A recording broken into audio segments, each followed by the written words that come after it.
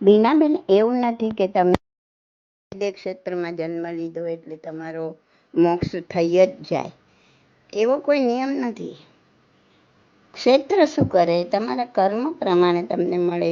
મહાવિદ્ય ક્ષેત્રમાં બી સાતમી નરકે જવાવાળા બી છે. અહીંની જેમ ત્યાં બધી જ પ્રકારના માછલા મારવાવાળા બી છે, માંસાહારી લોકો બી છે, કસાઈ પણ છે. તમારો કયા કુળમાં ત્યાં બધા અહીંની જેમ અલગ ધર્મ પાળવાવાળા બી છે. તો તમારો કયા કુળમાં ક્યાં જન્મ થશે, ત્યાં સાગરના સમુદ્રના તમે માછલાઈ બનો, મગરે બનો, મહાવિદ્ય ક્ષેત્રમાં કોઈ તિર્યંચ જીવ પણ બનો.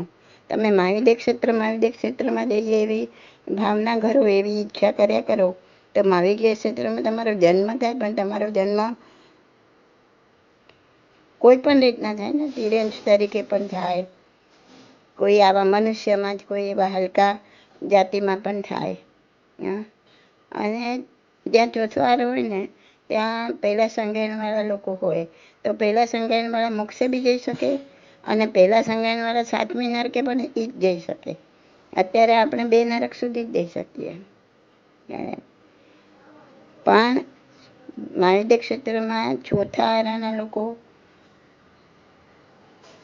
હાઈએસ્ટ ઉપર બી થઈ શકે, હાઈએસ્ટ નીચે બી જઈ શકે.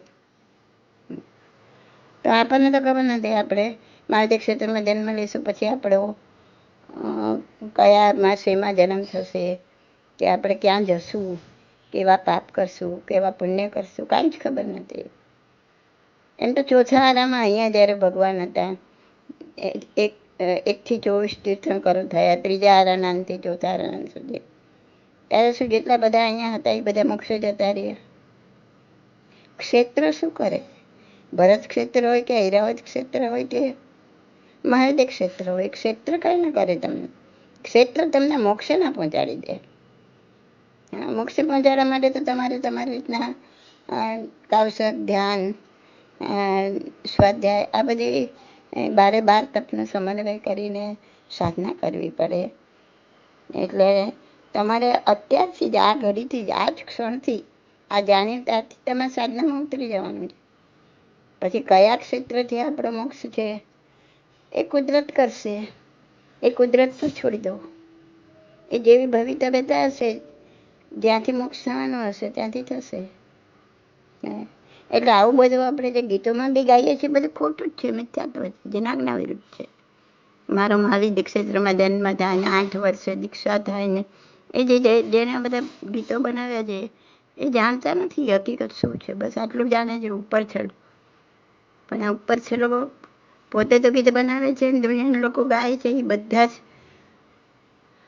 ઉચ્ચસૂત્ર ભાષાનું પાપ બાંધે છે. કેમ કે એવી ઈચ્છા કરવાની જ નથી ને. તમારા મોક્ષ મહાવિદ્ય ક્ષેત્રમાં છે જ નહીં. તમારા મોક્ષ ઐરાવત ક્ષેત્રમાંથી છે, કાં તો ભરત ક્ષેત્રમાંથી છે. તો તમે ઈચ્છા કરશો મહાવિદ્ય ક્ષેત્રની, તો તમારા ત્યાં કને જન્મ લેવા માટેને જે કંઈ પુણ્ય ભેગું કરવું પડશે. કઈ જગ્યાએ જન્મ લેશો કે બી જગ્યાએ, એના માટે કઈ પાપ બી, તો પુણ્ય અને પાપ એટલું જમા કરશો એ માટે કેટલા ભવ થઈ જશે, અને એ ભવ પછી તમારો ત્યાં જન્મ થશે. હજી મોક્ષ તો બહુ છેટું થઈ જશે. તો ના આપણે કોઈ ક્ષેત્ર ઈચ્છવાનું છે, કે ના કોઈ હું દેરાસર બંધાવું, હું માસક શ્રવણ કરું, હું આમ કરું, હું તેમ કરું એટલે મારો મોક્ષ થઈ જશે, એવું નથી ઈચ્છવાનું. ખાલી મારે મોક્ષ થાય મારો, બસ એટલી જ ભાવના કરવાની કે હું મારા કર્મોની નિર્જરા કરું, હું મારા દોષોને મૂળથી કાઢું. મૂળથી ના જાય તો મોક્ષ ના જાય. એક પણ દોષ મૂળથી જાય ને જ્યારે, ત્યારે સંકેતની પ્રાપ્તિ થાય. એક પણ દોષ, અનેક દોષોમાંથી એક પણ દોષ જો મૂળથી જાય ત્યારે સંકેતની પ્રાપ્તિ થાય.